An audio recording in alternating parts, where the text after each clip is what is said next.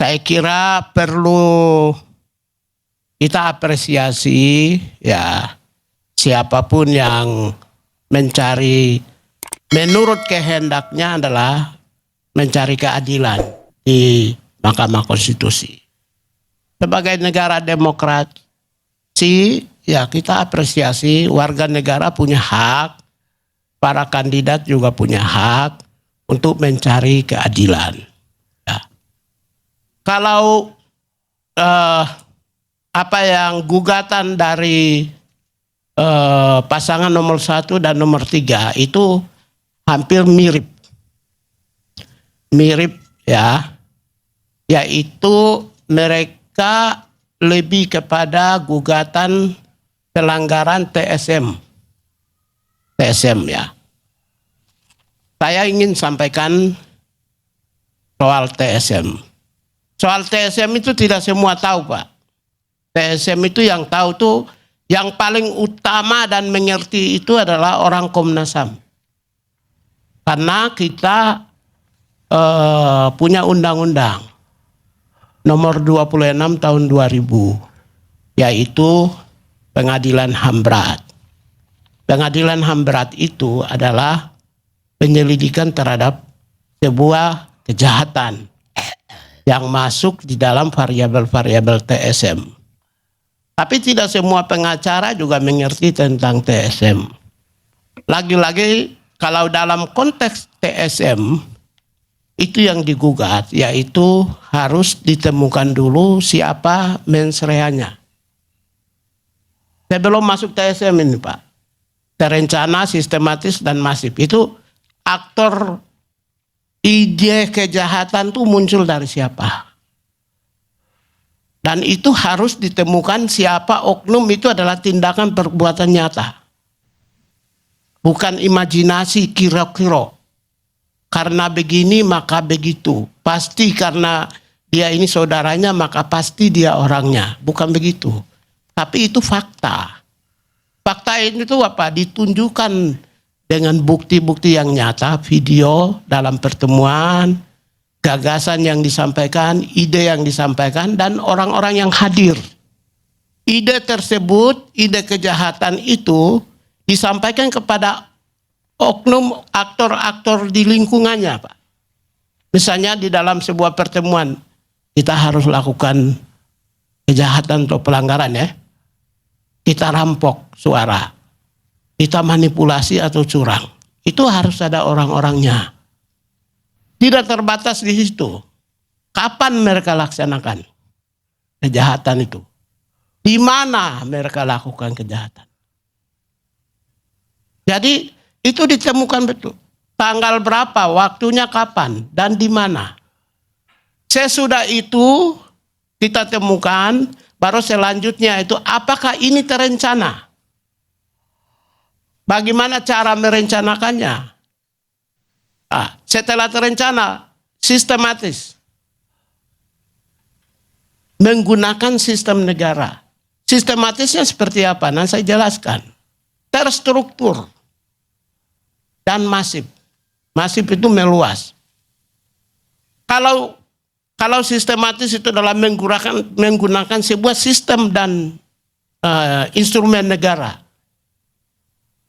Sabang sampai Merauke. Kalau presiden, maka paling tidak 50% dari 38 gubernur itu sudah harus diperintahkan oleh Presiden Jokowi. Bagaimana cara perintahnya?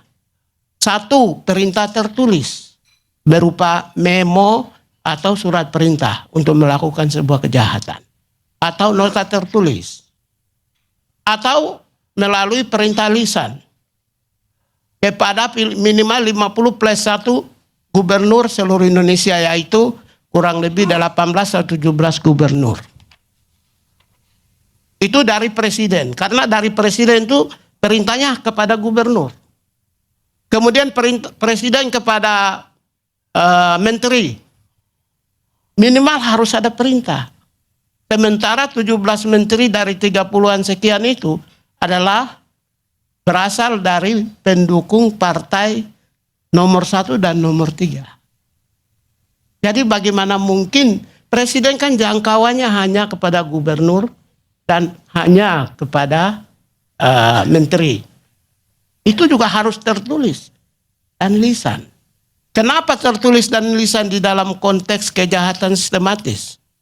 Karena di dalam kejahatan sistematis, terstruktur dan masif, itu biasanya pertanggungjawabannya komando, Pak, bukan individual. Commander responsibilities bukan individual responsibilities. Karena commander responsibilities, maka kejahatan anak buah di bawah itu merupakan tanggung jawab komando. Minimal 2 tingkat di atasnya. Jadi kalau bupati yang lakukan kejahatan, maka 2 tingkat di atasnya. Kalau camat yang lakukan kejahatan, maka 2 tingkat di atasnya. Paling tidak berhenti di situ. Ya ini, ya, karena itu, kalau tidak mampu menemukan kejahatan yang keluar mensereanya dari presiden, maka turunkan dulu gubernur. Misalnya ada satu gubernur melakukan sebuah kejahatan, kejahatan itu harus connect dengan aktor-aktor penyelenggara pemilu.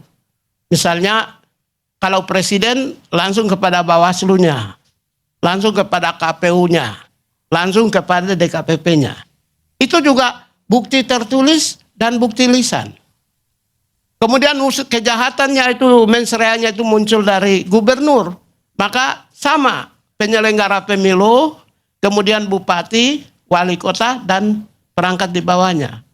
Juga sama perintah, karena commander responsibilities maka tertulis dan lisan. Kalau gubernur itu ditemukan sebagai aktor kejahatan, maka TSM hanya terjadi di satu provinsi. Maka satu provinsi bisa dinyatakan gugur atau ulang. Jadi kalau mau ingin pemilu dibatalkan atau ulang, itu hanya bisa ditemukan tindakan kejahatan itu muncul dari Presiden Jokowi. Itu yang pertama. Oleh karena itulah, maka kalau tidak mampu ditemukan bukti tertulis dan bukti lisan, kemudian ada mensrea sebuah tindak niat kejahatan, kemudian tanggal berapa, waktu, dan di mana oleh Presiden Jokowi, maka di bawah TSM otomatis gugur dan tidak bisa dilanjutkan. Ya. Itu pertama. Yang kedua, saya mau ingin sampaikan di dalam penyelenggaraan pemilu, saya baru tahu bahkan itu pelajaran baru bagi saya. Sebuah gugatan yang meminta wakilnya itu digugurkan pasca pemilu. Sejauh yang saya tahu, sebagai orang yang ikut selenggarakan pemilu, itu biasanya baru sudah terdaftar sebagai peserta pemilu, sudah dapat nomor undian, andaikan gubernurnya atau wakil gubernurnya tertangkap tangan, maka itu pun masih bisa menyelenggarakan pemilu, Pak. Dengan gubernurnya dimasukkan dalam penjara, ya cuma satu pasangan aja yang maju. Waktu di NTT, Marianus Sai dengan Maria Geong. Maria Geong itu calon wakil gubernur. Marianus Sai itu gubernur, Pak. Begitu pas setelah dapat undian, mereka lagi mau kampanye, Marianus Sai ditangkap. Ya Maria Geong aja yang maju, Pak. Akhirnya dia dapat nomor urut 2, yang menang itu Victor Laskodat.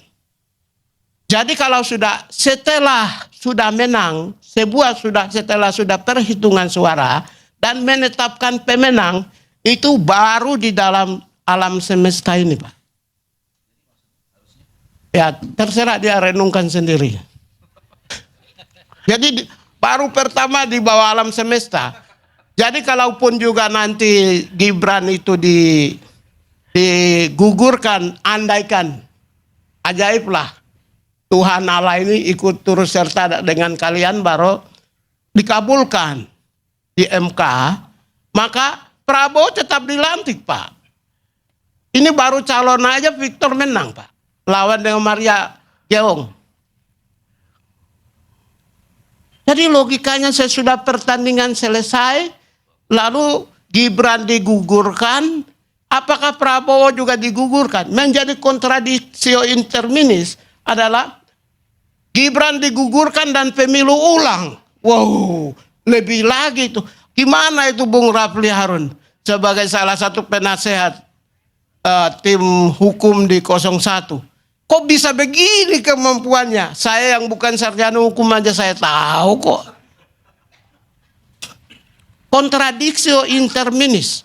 Jadi yang sarjana hukum tapi gugat keputusan MK yang final dan mengikat, itulah bodohnya sarjana hukum. Karena final dan mengikat tidak bisa digugat. Jadi itu sekedar masukan. Jadi maksudnya, kok bisa ya Gibran digugurkan, tapi meminta pemilu ulang.